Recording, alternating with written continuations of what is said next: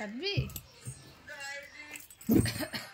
মা কি করছো তুমি গেটের কাছে? ওরে বাবারে টাকা দেছো এইটুখানি তো আমরা ইচ্ছা। বাহ দাদা নেই জোর। কি করছো বাবা? ও বাবা টাকা তারপর এইটুখানি বাবা দেখছে বসে মামা ঠিক কর না ভালো হয়।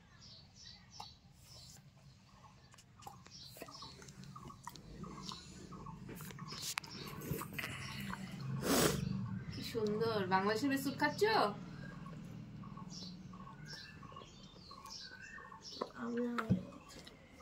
বলো হ্যাঁ বাংলাদেশের বিস্কুট খাচ্ছি। ভালো খেতে বাবা। এই ছোটবেলার তো দেখি যে কেউ বাংলাদেশে গেলে এই বিস্কুট নিয়ে আসে। এই যে বিস্কুটের সাইজ, হ্যাঁ এই বিস্কুট 10টা কামড়ে খেলো। প্রথমে 2-4 বার কামড় দিল, ভাঙলো না, তারপরে পুটকুট করে খাচ্ছে।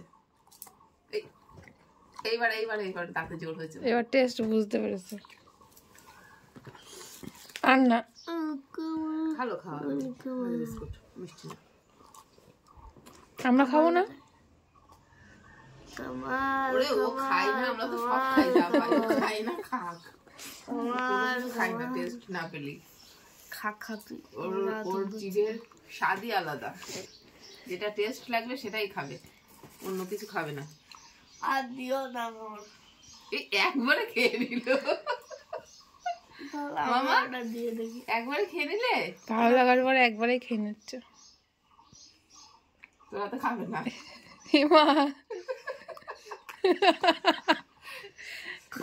তুই কি দিস নি ওর? হ্যাঁ তোর হাতে হাসলো কি করে? কে হাসলো? সেটাই তো আমি কালকে থেকে খুঁজে বেড়াচ্ছি কে হাসছে থেকে। অদ্ভুত কথা। শোনো খাইছ? কালকে না খাইছ শোনো?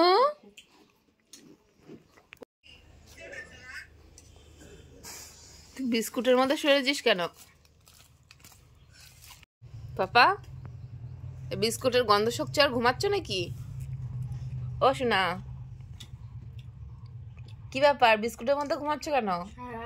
সারা রাত মুখোশ করে ঘুমাইনি। সে ভালো কথা, তা সরে গিয়ে ঘুমাক, বিস্কুটের পাশে গিয়ে ঘুমানোর কারণটা কি? বিস্কুটের গন্ধ শোকবে আর ঘুমাবে? আমার পছন্দ হয়েছে। হি হি হি হি হি কইছে ওই দাঁত কই? হি হি হি হি হি হি। মামার বলবি বাংলাদেশ থেকে আবার এনে দিতে। হ্যাঁ ও ডাইজেস্টিভ বিস্কুটটা ভালো হয়। হ্যাঁ বাংলাদেশের মানুষ ইন্ডিয়া সব জিনিস নিয়ে চলে গেল, তা আমাদের 2-4 প্যাকেট বিস্কুট দিতে পারে তো। আমাদের এখান থেকে পেঁয়াজ রসুন আদা